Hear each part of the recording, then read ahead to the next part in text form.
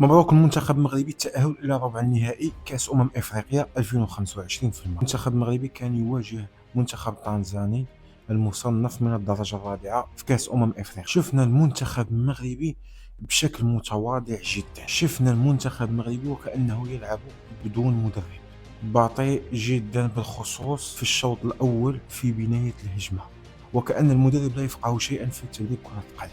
اليوم جميع المغاربه بداو كيشكوا بان المنتخب المغربي قادر يتقصى لولا ارتجاليه ابراهيم دياز. لقينا صعوبه كبيره وكنا غنمشيو حتى للاقصاء من الكاس. لولا جهود فرديه اليوم في المنتخب بعض اللاعبين لا شفنا كوارث طبيعيه وغير طبيعيه.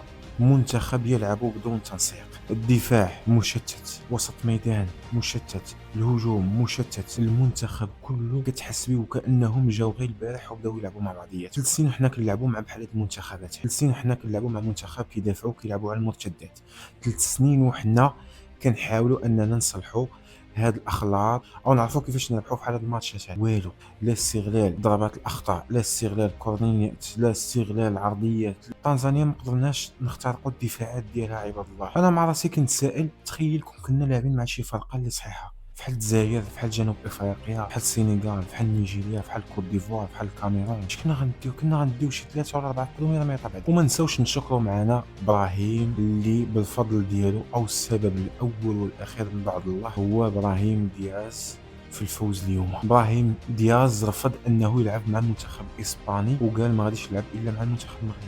ابراهيم دياز ارقامه خياليه، من 14 ماتش قدر يساهم في 13 بيت مع المنتخب المغربي.